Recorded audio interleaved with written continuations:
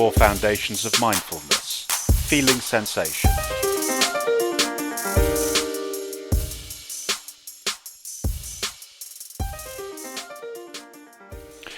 And how monks does a monk dwell practicing feeling contemplation on feelings?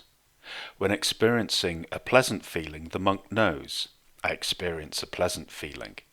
When experiencing a painful feeling, he knows, I experience a painful feeling.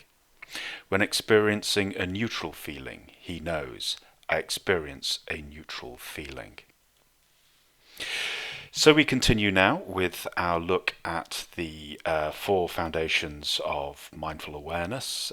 This is the translation of the Mahasatipatthana Sutta by Nyaya Mahatera.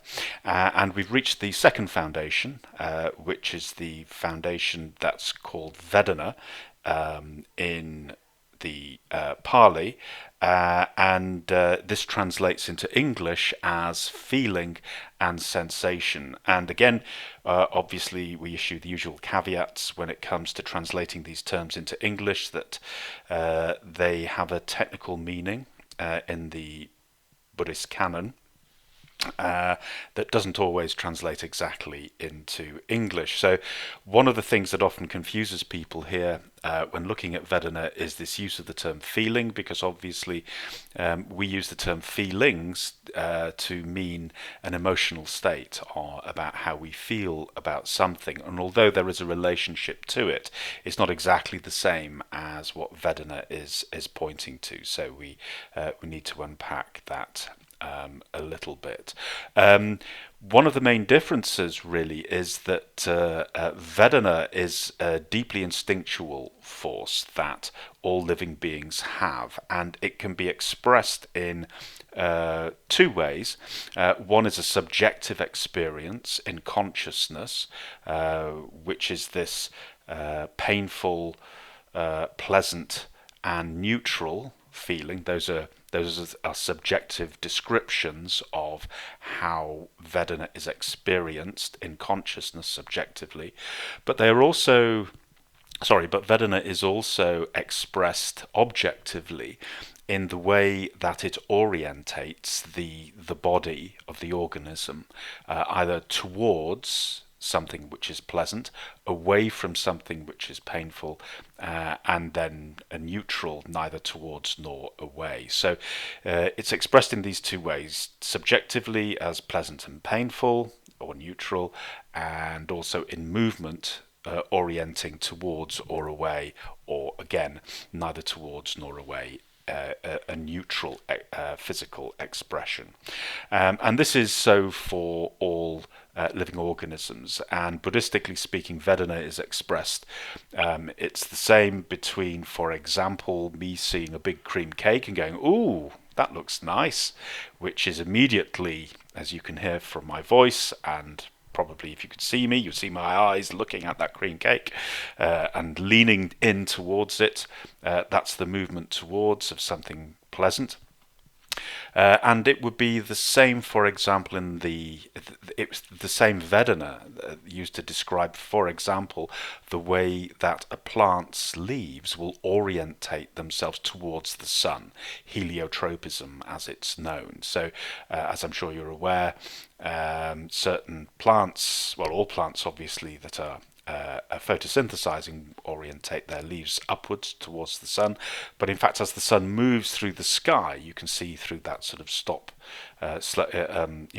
motion through the sort of slow motion photography type thing, how the leaves during the day move as the sun moves towards across the sky. They keep the flat of their leaf pointing towards the sun.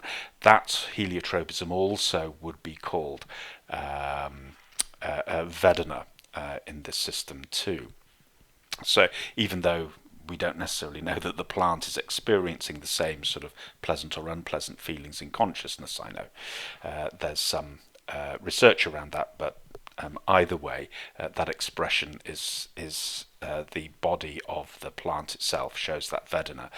But Vedanā also goes much deeper than that as well. Vedanā is certainly an instinctive response. So, for example, if we put our finger on a hot plate and it's been on and it's still hot, the way that the hand jerks away very quickly, that also is Vedanā. So it's deeply instinctual, and there are some Vedanā that we are born with, that we inherit as well. And again, it's the same, for all organisms, which is why cats chase birds and dogs chase cats and all that sort of thing as well. This is all conditioned by that Vedanā. So you can see that Vedanā has a survival requirement. It moves us towards food, towards safety, and away from danger and away from conditions that are poisonous or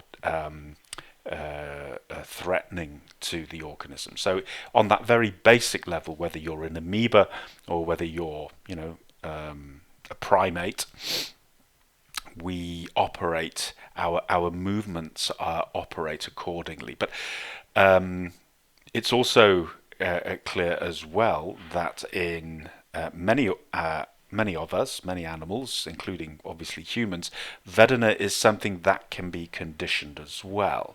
And therefore, Vedanā is important in the construction of our tastes and our aesthetics as well, what we find pleasing or unpleasing. So, for different cultures enjoy different foods, for example. Some people find pork good to eat, other people might find it disgusting. Some people will some cultures eat insects, whereas, for example, I was brought up not eating insects, and the idea of, eating insects, for example, it would that response that if you put a plate of, I don't know, dead locusts or something and said, tuck in, I wouldn't have the same feeling, I wouldn't have the same Vedanā as I might have with that cream cake, and I think that's a really important point to get over, that Vedanā is always operating as a result of the sense data that's coming in. So we experience pleasant sights and sounds and tastes and smells, but also because, of course, the mind and the heart are sensory organs. They're the sixth sense in Buddhism. We can also experience pleasant emotions or unpleasant emotions. We can experience pleasant thoughts and memories or unpleasant thoughts and memories. So Vedanā is operating whenever we experience sense objects. So this really makes Vedanā very pervasive, and something that we can and should be practicing mindful awareness with. So as we experience the world, whether that world is outward or inward, we can reflect on whether that experience is something pleasant as it's experienced or unpleasant to us. And we can notice what happens in response to that. Now, those people who are familiar with the Praticca Samutpada, the 12-link chain of arising due to conditions, will know that Vedanā also appears in there too. That on contact with the sense object, with the sense organ, and the experiencing of the allied consciousness, this is what we've just been talking about, that seeing, touching, tasting, smelling, on that sense contact, Vedanā arises. And Vedanā arises as a conditioned link. So, we don't get to choose what we find pleasant or unpleasant. We are passive experiencers of that. I mean, sure, for example, when I'm at the temple, when we're eating food at the temple, one of the rules is if it's put on your plate, you eat it. You don't choose what you eat. That's part of the discipline, part of the practice of restraint. And, I personally don't like eating pickled onions. I eat most foods, but pickled onions is one of them that I don't particularly go for. But occasionally, a pickled onion has ended up on my plate. Now, the point is, physically I can eat it, and I do. but I cannot make myself like it. I cannot experience it as something pleasant to eat, because that response has been conditioned by whatever, past experience, or in some cases it's just inherent, obviously, like putting your finger on a hot plate. These things, or wanting water, craving water, or wanting to drink water, being attracted to water when it's if we're thirsty. And actually, that reminds me, because I use the term craving there, which is not the same as Vedanā. Vedanā only exists as long as the stimulus exists. Once the stimulus is gone, then it's gone too. Craving, obviously, is in addition to that, because what happens, for example, is, so let's say that cream cake is there, and I eat that cream cake. That pleasant sensation lasts as long as I'm actually eating the cake. But you may say, well, let's say you get to the end of the cake and you want another one. And you're moving towards it. The idea of eating another cake is very pleasant, but that's just it. What the Vedanā is now responding to is the idea of eating the cake, not the physical cake itself. And as we've said, a mental object can provoke Vedanā as well as the actual physical counterpart too. So that's the difference. Vedanā is certainly involved in our emotional expressions, but there is a distinction, and that distinction very clearly is that as long as the stimulus is there, then Vedanā will respond. When the stimulus is no longer there, i.e., if the thought of eating the cake is forgotten or gets distracted for some reason, then the Vedanā disappears simultaneously as well. So this is what I mean by it's a very instinctive response. And you can see that when you look at other animals, for example, particularly animals that don't have strong cognitive functions, i.e. they don't daydream, they just respond to the here and now. You can see Vedanā operating in that very clear way. So for example, if a zebra is being chased by a lion, it feels obviously fear, and fear is unpleasant. Being chased is unpleasant by a predator, so it runs away very quickly and it's alarmed.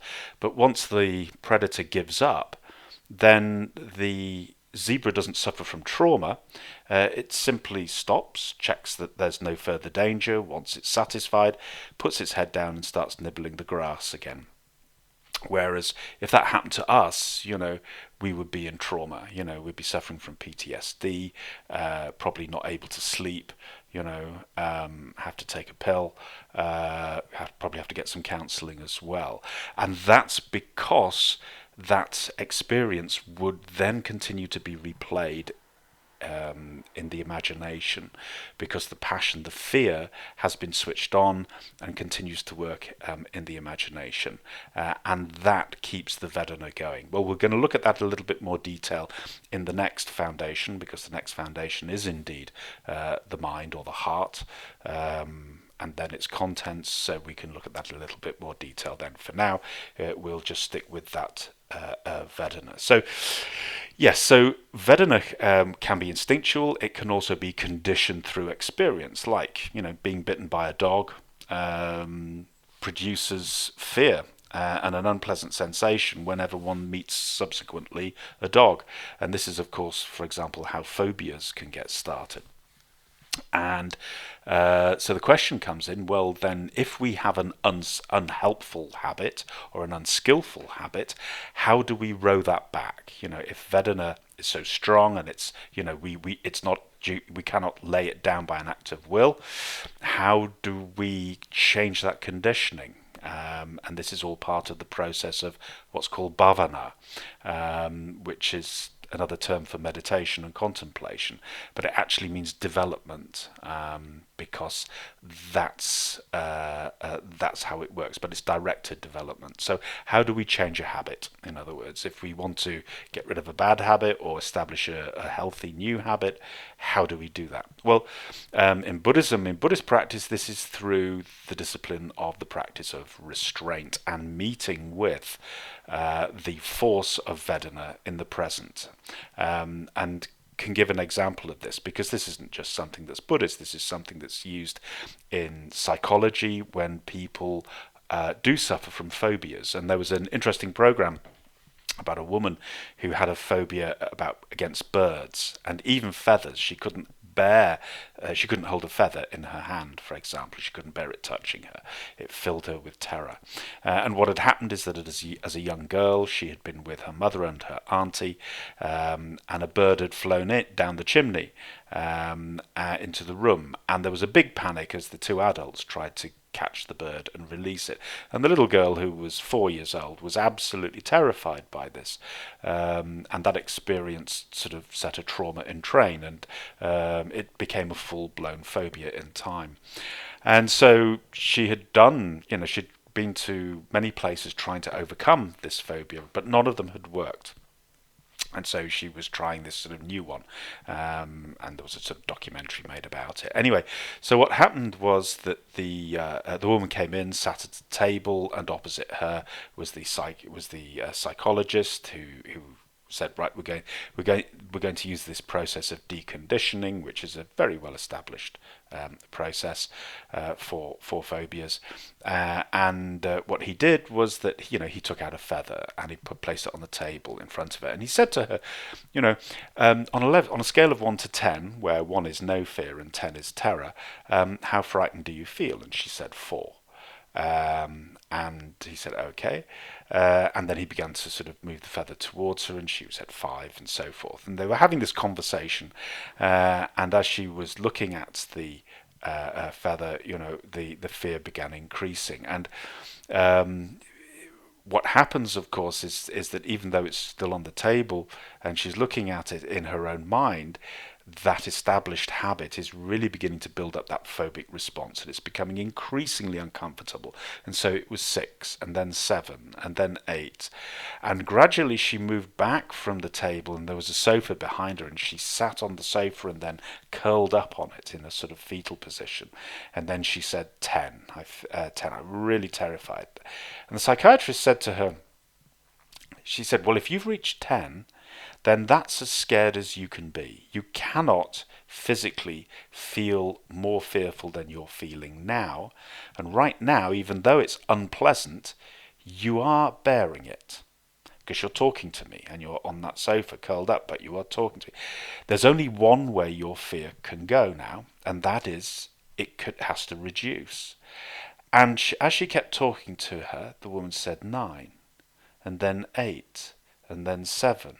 And gradually it began to row back, and then the psychiatrist encouraged the woman to come and sit back at the table, and within 20 minutes she had that feather in her hand, and then was able to take out a stuffed bird, a small stuffed bird, and place that into her hand as well. And when the woman was asked what was the difference between this experience and her previous experiences of trying to desensitize the phobia, she said, in all the other circumstances, the psychiatrist or psychologist said to me, if it becomes unbearable, there's the door, you can get out. This one didn't do that, and it never occurred to me that I could actually leave. And so I had to face it. She said that was the difference. And that's really interesting. That's a really interesting thing, showing how Vedanā can work. That if that Vedanā is very, very powerful, and if there's a feeling that I can escape, then it avoids me hitting the peak of that. It avoids me experiencing that 10. And this may sound sort of a bit brutal, and I suppose in a way it is a little bit brutal, but it's how that Vedana can be capitulated in the end. It's how it can be turned back, that it is a habit, but that the body itself has the capacity to cope with a fear. The sustained fear, the sustained experience of fear over a long period of time cannot be maintained, not without artificial stimulation.